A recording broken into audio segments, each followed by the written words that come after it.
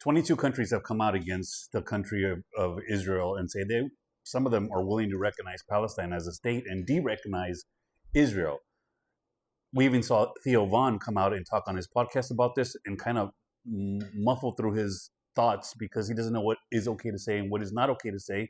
He's just pointing out the evil. And we're all seeing the evil because it's being allowed on sites just like this. And you can't believe what you're watching. And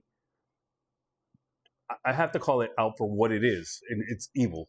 That's evil to me. And I think they don't care. I don't think they care that the whole world is watching and the whole world, for the most part, is against it. Because I know there's still some people who are just, no matter what, they're just like Israel, Israel, Israel, right?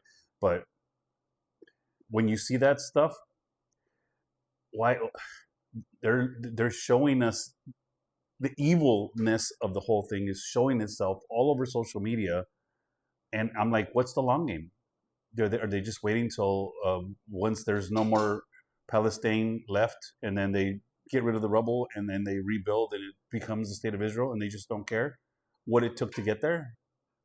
Because they've sold us on the whole notion of we're the holy and it's ours, and it's like they tried to force it down our throats, and now we're seeing it for what it is.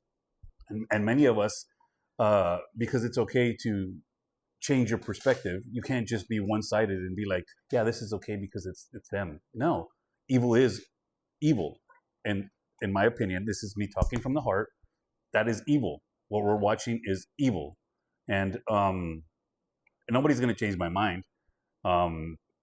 But I think, the way that the world has played out, and we've seen that, the winners rewrite history. That saying is legitimate because it's factual. We've seen it for decades, and now that we have the ability to talk to AI systems and go back and question everything, we understand that our history that was shoved down our throats in school was agenda driven. The choices were made that this is what they wanted us to know. And this is just my opinion. And I think we're watching that right now. We're watching the whole, we don't care what you think, this is what we're going to do. And in the end, we'll have what we always wanted, and we don't care how we got there. And they're playing the long game. It took a long time for the younger generation to turn on that country, because we know in the United States, 60% of the youth see what's going on and they side with Palestine, right?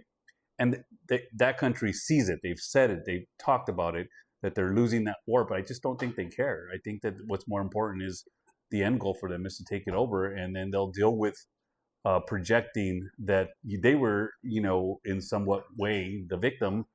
But I think we're watching evil display itself to us, and the world is opening their eyes to it. And there's still going to be some that are just like, no matter what, it's for that country. But some strange times we're living in. We're seeing the world change right in front of our eyes almost daily.